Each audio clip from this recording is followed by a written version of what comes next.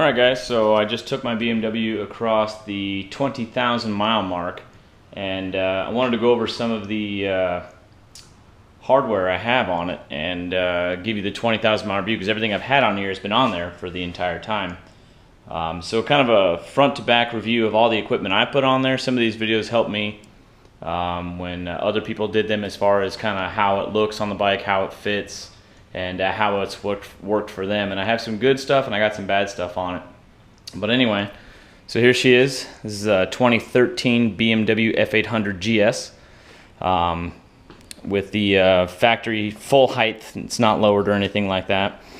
And as you can see, I have a ton of stuff on it, and that's every bit of it has come into play at some point or another. But because I have so much, I better do it systematically, otherwise I'll miss something. So I'm just going to go front to back on it. So starting with the very front of the bike, I have I think everybody has these, the Heidenau K60 Scout tires. These tires are unbelievable. Right now they have 8,000 miles on them. They are very, very stout. They're great on-road, they're great off-road. They do let me hang knee, not hang knee, but they do let me corner very well. I've heard complaints of them performing not well in the rain. That has never been the issue with me. I love these tires. I still got quite a bit to go. The front looks good, the rear looks good. I think they have another 5 or 6 or maybe even another 7,000 miles out of them. So they're fantastic for the price you get, for the performance you get, and for the on-road, off-road ability that you get. You're going to see these on tons and tons of dual sport bikes, just because it's as good as it gets. Alright, anyway, moving back on the bike, we have a TourTech windshield. This has been okay. As you can see, if you look at it, it's more purple. It's not really tinted. It's got sort of a purple finish to it. It's been okay. This was about 160 bucks, I think, or something like that. But it hasn't gone anywhere. It's done its job. I took some damage on it when I crashed on one of my other videos. You can see where I incurred this damage right here. But it's been pretty good. It buffets wind all right. No complaints there. However, the TourTech handguards, these have been a bit of a disappointment. I thought TourTech was the company to go to for armor on your bike. And they might be, but as far as handguards go, they're just not that good. The plastic is rather flimsy on them. When I do go down on it, they almost bend out of the way to let the clutch lever hit the ground. This one, as you can see, has actually come away. This piece is broken off, and a few of my buddies have the identical bike with the identical handguards, and their brake and clutch levers are broken at that joint right there. So if I had to do it over again, I would do what my wife has and go with some of these Acer bids. These are real stout, real sturdy, and they don't get out of the way. They don't flex like the TourTechs do to allow that lever to hit the ground. Anyway, moving back, you can see I have the ROX risers on there. Those have been fantastic. Those were a huge deal. We did the Continental Divide.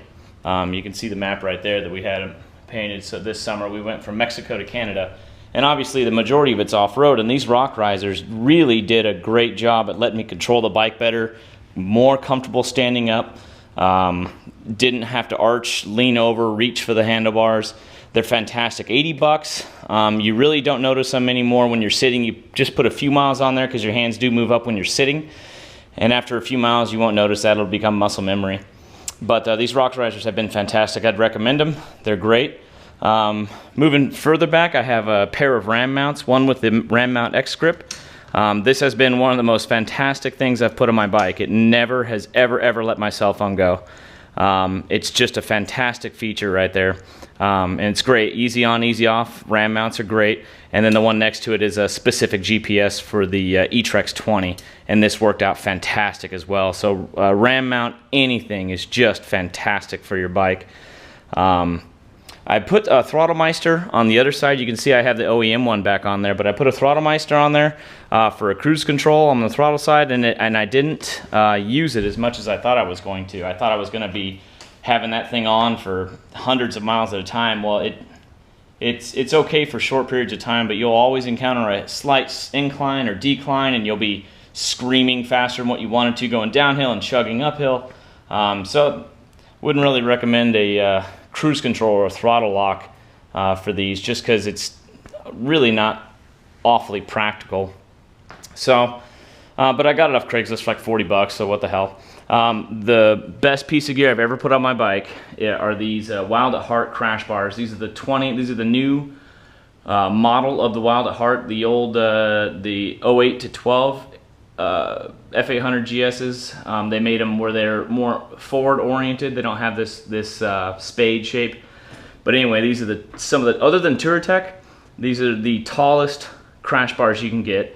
And they have saved me time and time and time and time again. I've put this bike down, I don't know, the better part of, it's been down well over 50 times, but I've gone down hard 5 times or so. And I've taken damage, and you know, the SW Motex and the Alt-Riders, they all kind of stop somewhere in here. But the Wild at Hearts go all the way up to your intakes, and I've taken damage all the way up here. So I'm not sure what would have happened if I had another brand. But these have kept the bike perfect, and they've taken shot after shot, and they have only walked in just a little bit, and they're not, you can't tell they're out of whack. You really have to kind of take some measurements one side versus the other to find out if they're out of whack, but they've just been phenomenal in performance as far as just holding up to the abuse. I mean, you can see I have all this damage all over here, all the way up both sides. So if you get the lower and also cheaper crash bars, you're more than likely going to encounter something where you're not just falling onto the flat ground. You're going to be falling up into this area, which will, then you're going to catch some of your plastics, and nobody wants that to happen. All right, moving on underneath, I have an MOD, or Moto Overland bash plate.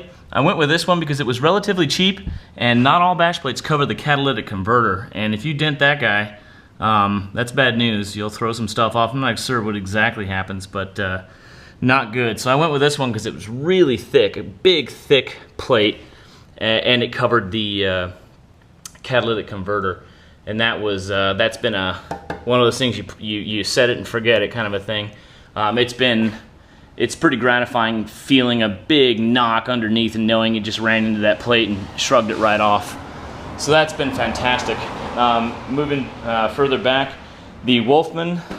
This is the Explorer Light tank bag. Fits on here really, really well. Perfect piece of luggage. I thought I was gonna have it on and off and on and off, you know, just from everyday riding. It never comes off my bike. It's once you put it on, you'll never go back. You'll never take it off. Moving further back, I had a hard time deciding on pannier racks, but what sold me, these are the Happy Trail SU, or structurally unique pannier racks.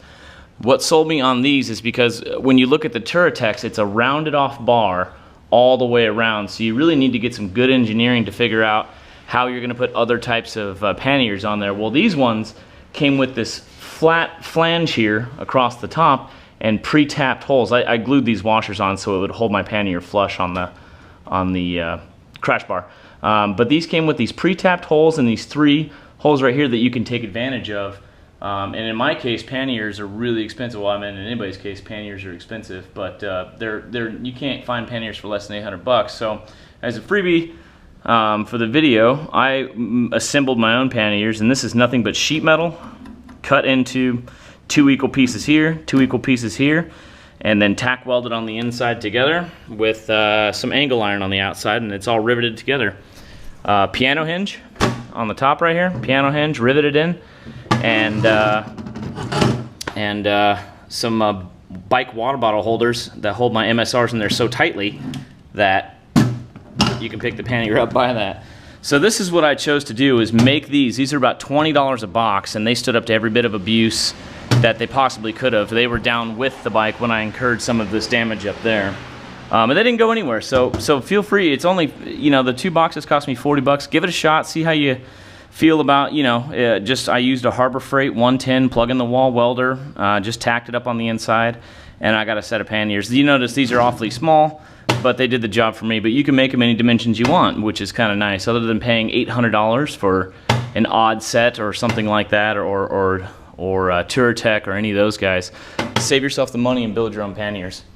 Moving back, the tailplate is a mock of an MOD tailplate, a Motor Overland tailplate.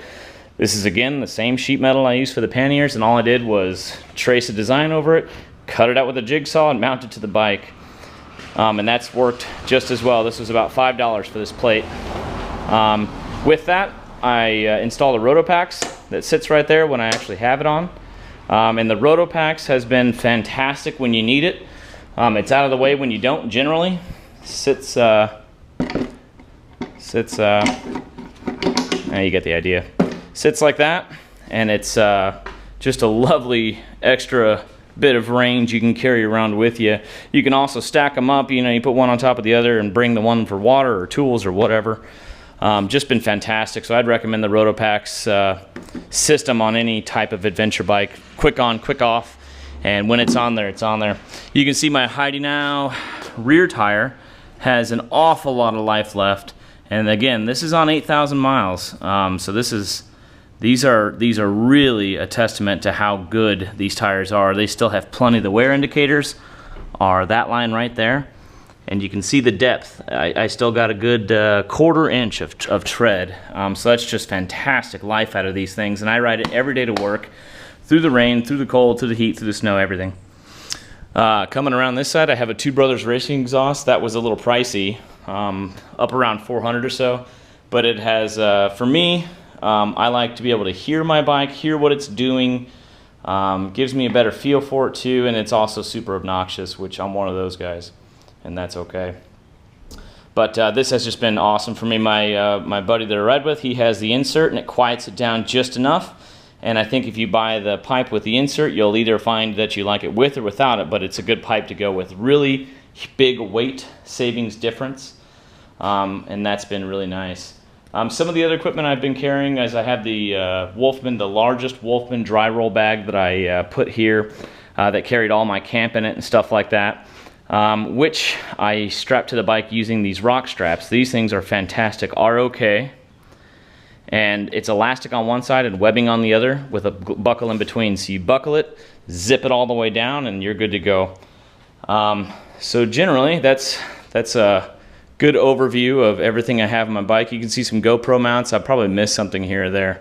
But over 20,000 miles, the bike has stood up spectacularly. The rear suspension, everybody says it's soft, and all these moto gurus are, you know, criticize things. But man, we had well over 100 pounds worth of luggage on the back on the CDR. And we were banging through trails, going over Marshall's Pass, getting our bikes up off the ground through those fire breaks, and that rear shock responded perfectly. And that's testament to BMW's OEM rear shock. That's not an upgraded rear shock. That's just what comes in there. And that's been just fantastic for us. I don't understand what the complaint is about being too soft or not stout enough. It's been just fine. I'm a 190-pound guy, so. I thought we were going to be overloading it. I thought it was going to be done by the time we got back. Well, we've been back for 5,000 miles, and it's just been great. Other than that, everything else is OEM on the bike. Feel free to comment or have any questions. But this is the setup I ran with. I've never had a problem with it. Been a great setup for some really good adventure riding at altitude and in heat and in freezing cold. It's been a great bike. So. Guys, feel free with your comments and questions, and feel free to check out some of my other videos. You can see some of this stuff in action on some rugged Arizona trails out here. Drop a line, and we'll catch you next time.